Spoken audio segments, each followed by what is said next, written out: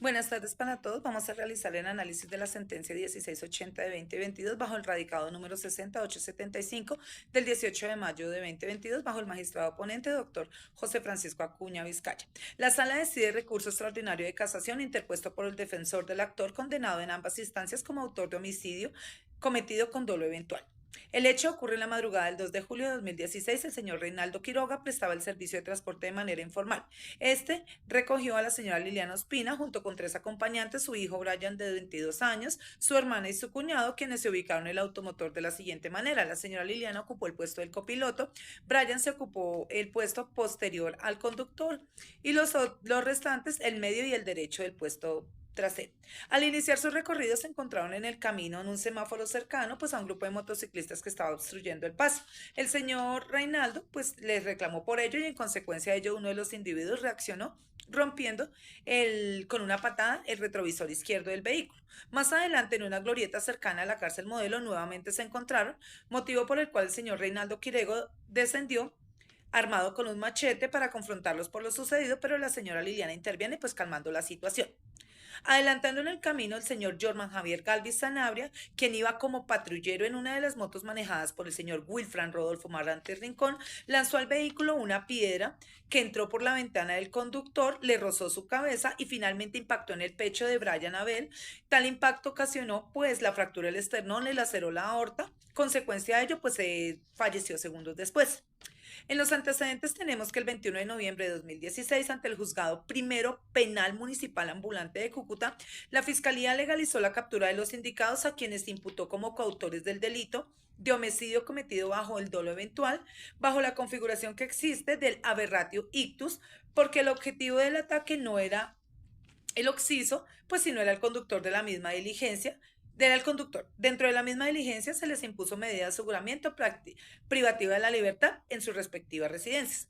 Formulada la acusación de la precisión del llamamiento a juicio contra los mencionados, que no era como coautores, sino como autor y cómplice, y pues agotado el trámite ordinario, el juzgado sexto penal de Cúcuta profirió sentencia el 26 de octubre de 2020, por la cual en primer medida absolvió al señor Wilfran Rodolfo Morantes y dos condenó al señor Jorman Javier Galvis Sanabria a una pena de 208 meses de prisión. El tribunal resolvió del recurso de apelación promovido por la defensa mediante el fallo del 21 de octubre, en el cual confirmó íntegramente pues, la decisión en primer grado.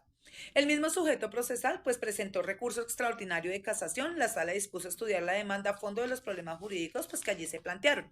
Dentro de la demanda encontramos que se contienen dos cargos a partir de los cuales se pide que la sala case el fallo cuestionado y proferir uno que sea reemplazo homicidio culposo contra Galvis Sanabria. El actor manifiesta que en el tribunal cometió un error de hecho al concluir que habló con intención de atentar contra la integridad de Quintero Nogoa y al inferir que actuó con dolo eventual respecto a los demás ocupantes. Aduce también que el ADPUEN aplicó indebidamente el artículo 22 del Código Penal y dejó de aplicar el 109 de la misma codificación. El hecho que el tribunal dio por demostrado decir que en ninguna manera conlleva la imputación al tipo subjetivo doloso, sino a un actuar con culpa con representación. Dentro de las intervenciones, el fiscal se opuso a la pretensión del actor, consideró que las instancias le atinaron pues a la subsunción del tipo subjetivo y los hechos demostraron que Galvis Sanabria pues sabía que había presencia de otras personas dentro del vehículo y que al lanzar la piedra pues dejó al azar el daño que a cualquiera de los tripulantes podía causar. Del igual se descartaron pues de plano el comportamiento imprudente que propugna el defensor. En tercera medida, Galvis Sanabria tuvo la intención de causar daños al conductor del vehículo que estaba en movimiento y al lanzar la piedra asumió el riesgo de ocasionar daños a los diferentes bienes jurídicos. La Corte manifiesta que declaró probado que el enjuiciamiento se representó el resultado típico causado y dejó su producción al azar, lo cual corresponde al dolo eventual y no a la culpa. En el artículo 21 del Código Penal, pues contemplamos la conducta humana puede ser dolosa, culposa o proterintencional. El dolo se divide en tres tipos. Está el dolo directo de primer grado, que en el artículo 22, pues cuando la gente conoce los hechos constitutivos de la infracción penal y quiere su realización. En este supuesto, el individuo que realiza su comportamiento típico sabiendo qué hace y por qué lo hace. En el segundo tenemos el indirecto de segundo grado o de consecuencias necesarias. Si el agente, aunque no quiere lograr un determinado resultado, sabe que éste seguirá y sigue adelante con ella. En tercero está el dolo eventual. Aquí el sujeto actúa activo no quiere el resultado típico, pero sabe que puede seguirse como una consecuencia probable de su conducta y aún así persiste con su comportamiento con indiferencia y apatía a la posible consecuencia. El dolo eventual requiere que la gente haya previsto el resultado como probable y no simplemente como posible. Ahora, en el artículo 23 Ibiden, la conducta es culposa cuando el resultado típico es producto de la infracción al deber objetivo de cuidado y el agente debió haberlo previsto por ser previsible o habiéndolo previsto, confió en poder evitar. En el comportamiento culposo, el sujeto activo no quiere el resultado.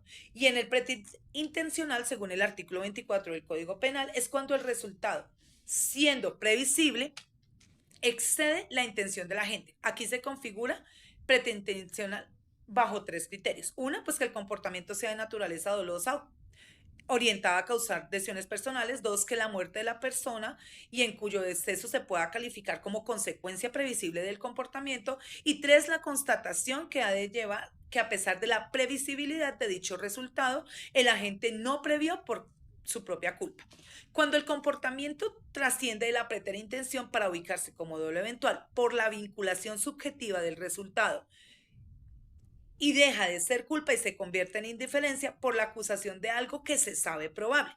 El análisis se centró en que el error de curso causal conocido como aberrato ictus, lo cual se configura cuando el resultado pretendido por el autor no se produce sobre el objeto al que él estaba dirigido la acción, sino sobre otro. Una comprensión abstracta del dolo responsabilizará a la gente únicamente por el resultado consumado.